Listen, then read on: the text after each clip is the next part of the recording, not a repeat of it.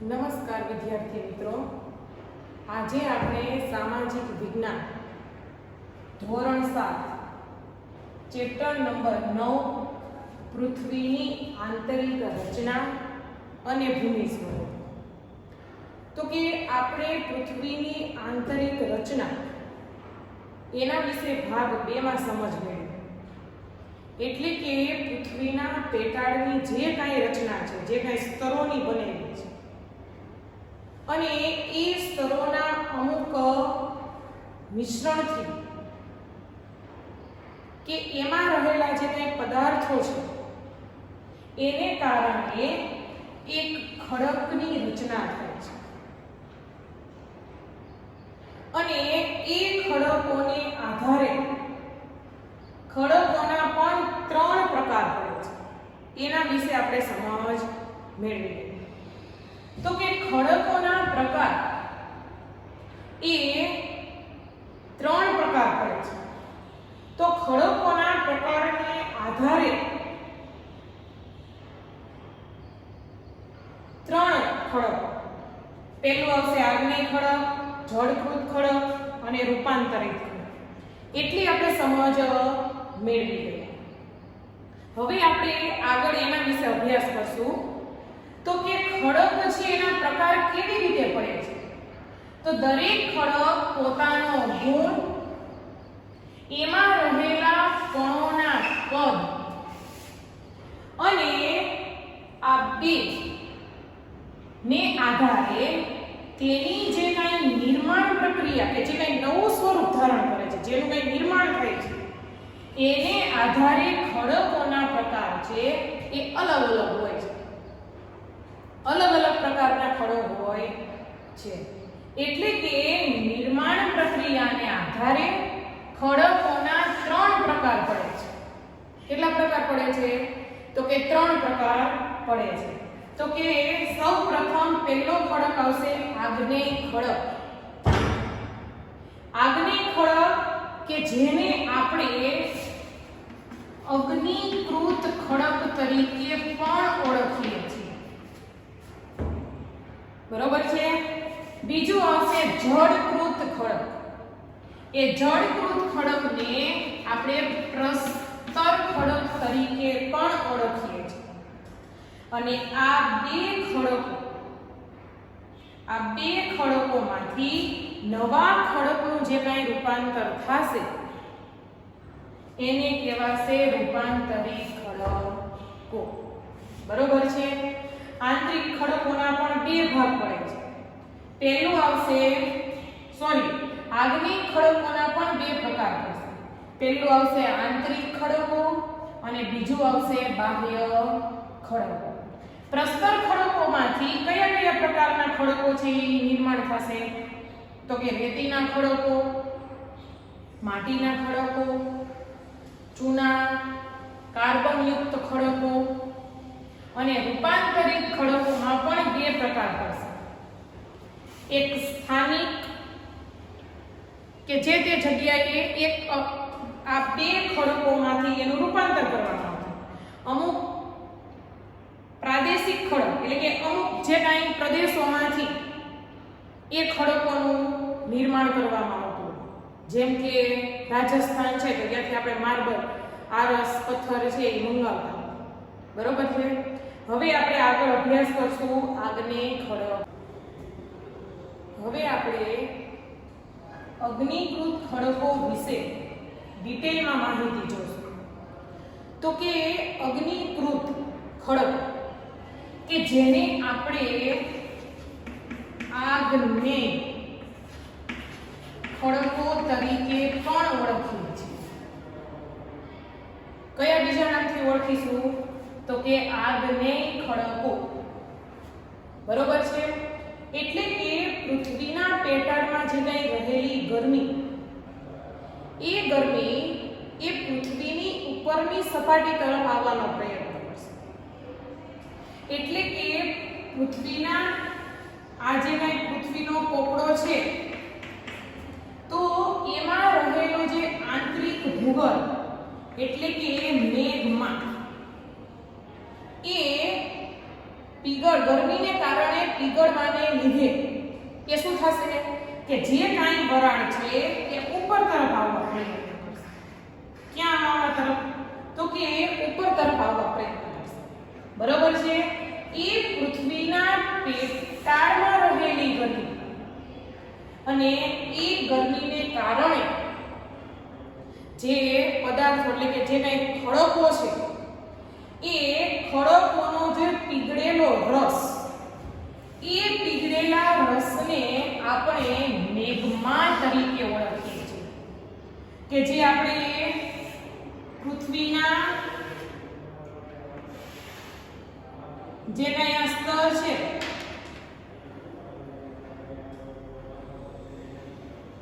બરોબર, પછી એના પછીનું સ્તર, એના પછીનું સ્તર અને જે કંઈ આંતરિક સ્તર છે, તો આ આંતરિક સ્તર એટલે કે જે કંઈ અંદરનું સ્તર છે કે જેને આપણે ભૂગર્ભ કહીએ છીએ. બરોબર છે? તો એ ભૂગર્ભ એટલે કે એ પૃથ્વીના પેટાળમાં રહેલો જે કંઈ રસ કે એ ભૂગર્ભ એટલે કે પેટાળની જે કંઈ ગરમી છે એને લીધે જે કંઈ અંદરના ખડકો છે એ ખડકો એ ગરમીને કારણે પીગળશે અને એ પીગળેલા રસને આપણે મેઘમા તરીકે ઓળખીએ છીએ. અને એ મેઘમા જે પૃથ્વીની સપાટી ઉપર આવીને પથરાશે કે જેને આપણે જ્વાળામુખી તરીકે પણ ઓળખીએ છીએ. બીજા કયા નામથી ઓળખીશું? જ્વાળામુખી. બરોબર છે? ગરમ મેઘમાં કે આ પૃથ્વીના પેટાળમાં જે આ પૃથ્વીનો પોપડો છે બરોબર, આ સપાટી છે સમજી લો. ગરમ મેઘમાં પૃથ્વીની ઉપરની સપાટી તરફ આવવાનો પ્રયત્ન કરશે. બરોબર છે?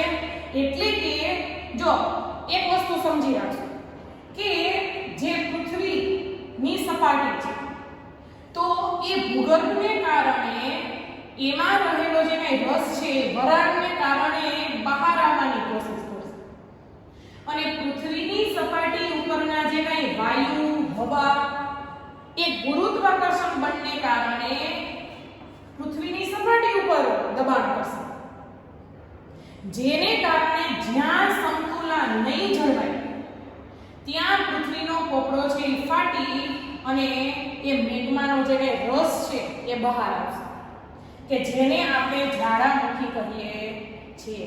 એ પૃથ્વીની સપાટી પર શું થઈ જશે? તો કે પથરાઈ જશે. આ ગરમ મેઘમાં પૃથ્વીની સપાટી તરફ બહાર આવવા શું કરશે? પ્રયત્ન કરશે. હવે ઘણી વખત આ જે મેઘમાં છે એ પૃથ્વીની સપાટી ઉપર આવીને પથરાશે. બરોબર છે? જ્યાં સમતુલા નહીં જળવાય ત્યાં પૃથ્વીનો પોપડો ફાટી અને શું થશે? તો કે એ મેઘમાં એટલે કે એ રસ છે એ પૃથ્વીની સપાટી ઉપર ફેલાશે અથવા તો પથરાઈ જશે. તો એ ગરમ મેઘ પૃથ્વીની સપાટીની બહાર આવશે તો એ હવાના સંપર્કમાં આવતા શું થઈ જશે? તો કે એ જે કંઈ પ્રવાહી છે એ પ્રવાહી છે એ ઠંડો થઈ જશે એટલે કે ઠરી જશે અને એ ગરમ મેઘમાં ઠંડો થઈ અને નક્કર આપણે જોયું કે ખડકો છે એ બે પ્રકારના હોય છે, નક્કર અને કેવા હોઈ શકે? કઠણ. બરોબર? એટલે કે પોલા પણ હોઈ શકે અને કઠણ પણ હોઈ શકે. તો આ પ્રકારના ખડકોને અગ્નિકૃત ખડકો કહે છે. જો એક વસ્તુ સમજી રાખજો કે અગ્નિકૃત ખડકો કોને કહેવાશે? તો કે જે કાંઈ ગરમ મેઘમાં છે એ ઠંડો થઈ જશે. એ ઠંડો જે મેઘમાં છે બરોબર, એ અથવા તો કઠણ હશે અથવા તો પોલું પણ હશે, પરંતુ એ ઠંડા થવાની અથવા તો એ ઠંડા થઈ અને જે પ્રકારના ખડક બનશે એ ખડકને આપણે અગ્નિકૃત ખડક તરીકે ઓળખીશું. બરોબર છે? અગ્નિકૃત ખડકોના બે પ્રકાર પડશે. એક આંતરિક ખડક અને બીજું આવશે બાહ્ય ખડક.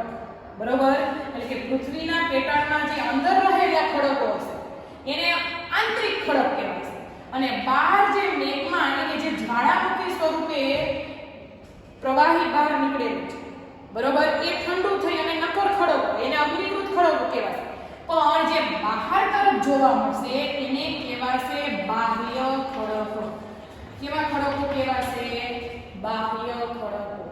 બરોબર? હવે આપણે આગળ જોશું આંતરિક ખડક અને બાહ્ય.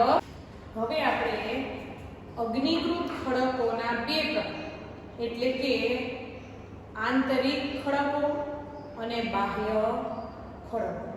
તો ખરેખર જોવા જઈએ તો આપણે જ્વાળામુખીની કલ્પના કરી હશે?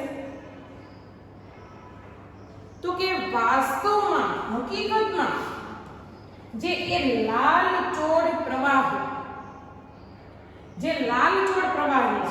છે જે મેઘમાં એ જ લાવા છે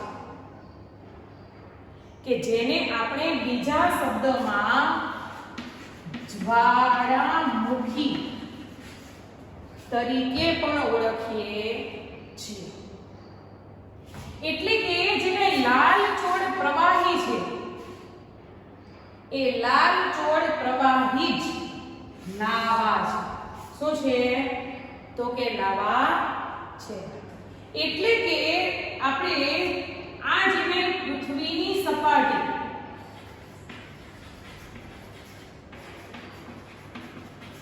બરોબર છે અને એક સામાન્ય સમજ મેળવીએ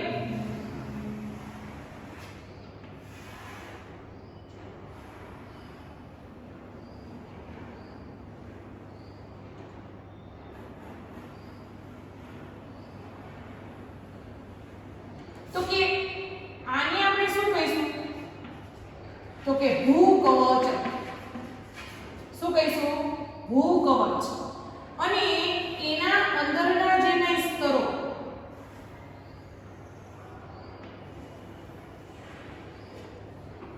કે આમાં જે મેઘમાં શું છે? આમાં તો કે મેઘમાં તો એ પૃથ્વીના આંતરિક ભાગમાં એટલે આંતરિક ભાગ એટલે આપણે એને કહીશું ભૂગર્ભ. એ આંતરિક ભાગમાંથી ઘણી વખત એ શું થશે? તો કે પૃથ્વીના આંતરિક ભાગમાંથી નીકળી અને સપાટી ઉપર શું થશે? પથરાઈ જશે. બરોબર છે? એટલે કે પૃથ્વીના આંતરિક ભાગમાંથી નીકળી અને સપાટી ઉપર પથરાય છે. આ જે પૃથ્વીની સપાટી છે, બરોબર છે? તો આ સપાટી અહીંયા મેઘમાં છે, સમજી ગયા, ભૂગર્ભ છે. તો એ શું કરશે? પૃથ્વીની સપાટી એટલે કે બહાર તરફ આવવાના શું કરશે? પ્રયત્ન કરશે. અને ઘણી વખત આવો એક પ્રકારનો ઢગ એટલે કે પર્વત એ પણ રચાય. એટલે કે જ્યારે પ્રવાહી લાવારસ એટલે કે આ ભૂગર્ભમાં રહેલો જે મેઘમાં કે જ્વાળામુખી એ જ્વાળામુખી પૃથ્વીની ઉપરની સપાટી તરફ પથરાય અને હવાના સંપર્કમાં આવવાથી એ ઝડપથી શું થઈ જશે? ઠંડો થઈ જશે. અને ઠંડો થઈ અને કેવો ખડક બનશે? તો કે નક્કર ખડક બનશે. બરોબર? ફરીથી એ પ્રવાહી લાવારસ પૃથ્વીની સપાટી ઉપર પથરાય અને ઝડપથી ઠંડો થઈ અને કેવો ખડક બનશે? નક્કર ખડક બને છે.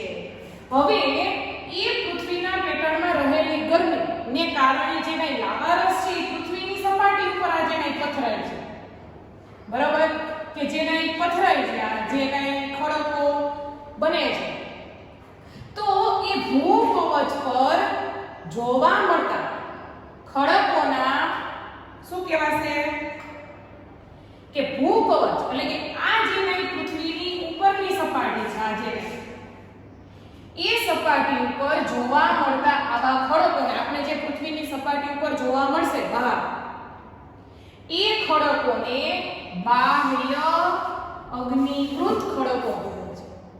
બરોબર, પૃથ્વીની સપાટી ઉપર એટલે કે ભૂકવચ ઉપર જે ખડકો આપણને જોવા મળશે, કેવા ખડકો કે જે પૃથ્વીની સપાટી ઉપર મેઘમાં પથરાય અને ઝડપથી ઠંડો થઈ જાય અને નક્કર ખડકો, પોલા ખડકો, નક્કર ખડકો, બરોબર છે, વજનમાં હલકા પણ હોઈ શકે, વજનમાં ભારે પણ હોઈ શકે.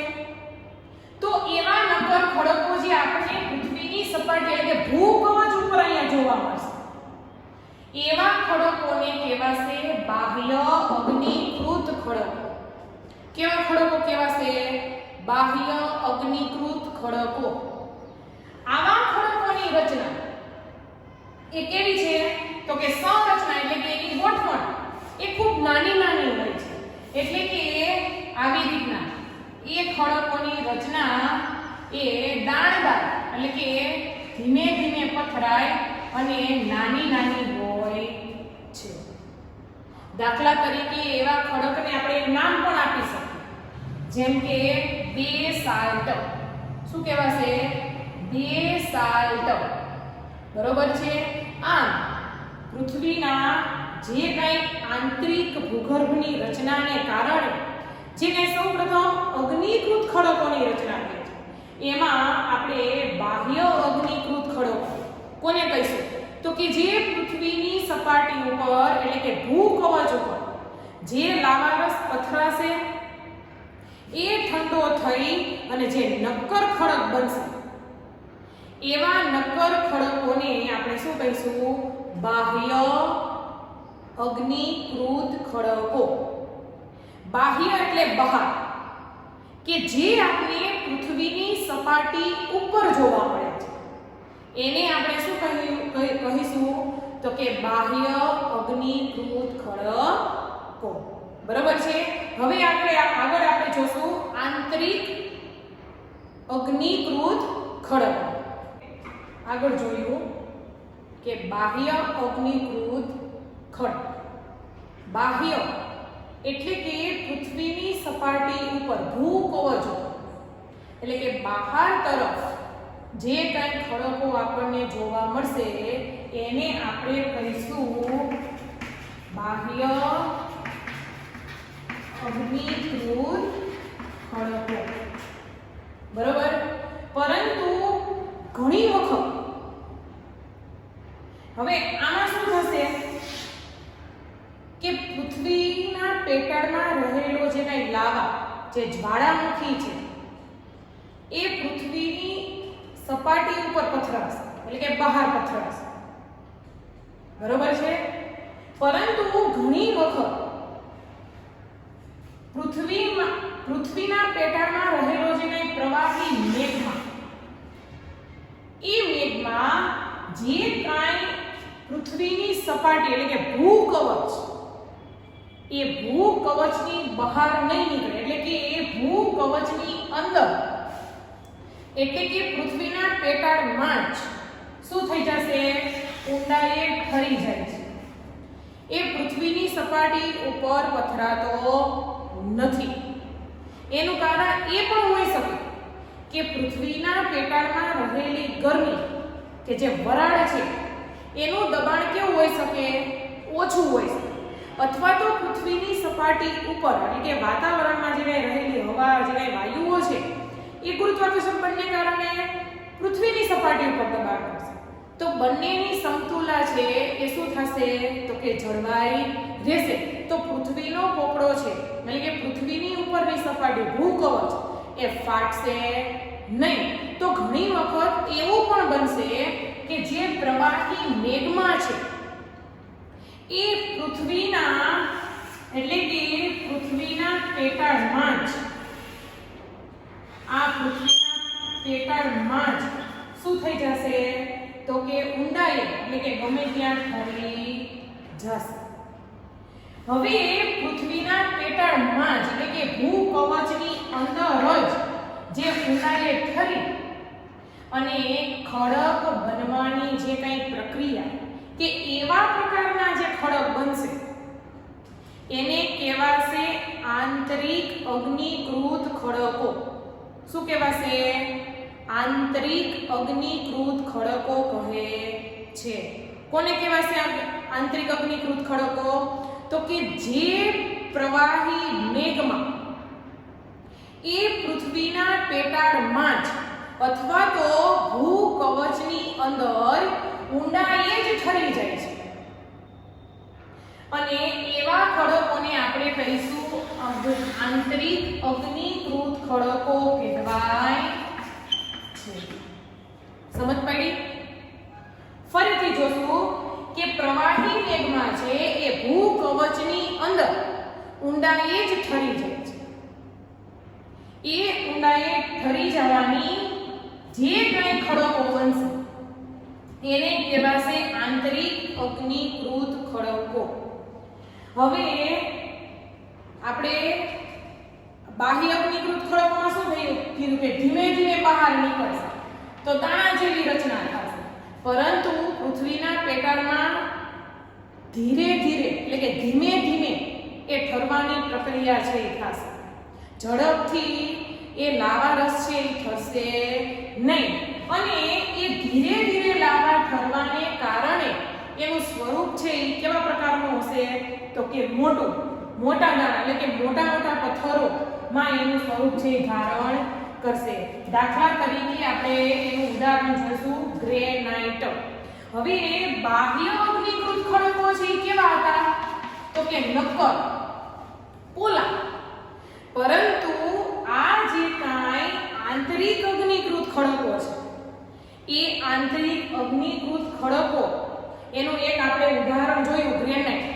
એટલે કે કયો પથ્થર હશે તો કે આપણે જે કાંઈ અનાજ દળવાની ઘંટીમાં જે બે પથ્થર આવે છે બરોબર, એ પથ્થર એ આંતરિક અગ્નિકૃત ખડકોમાંથી જ આપણે એનો ઉપયોગ કરીએ છીએ. હવે આ ખડકો છે કેવા છે તો કે વજનમાં ભારે હશે. કેવા હશે? વજનમાં ભારે. અને એ ખડક કેવો છે? કઠણ ખડક હશે. આમ આપણે જોયું બાહ્ય અગ્નિકૃત ખડક અને પૃથ્વીના પેટાળમાં એટલે કે અંદર જ જે કંઈ ઠરવાની પ્રક્રિયાને કારણે ખડક બનશે એને આપણે કહીશું આંતરિક અગ્નિકૃત ખડકો.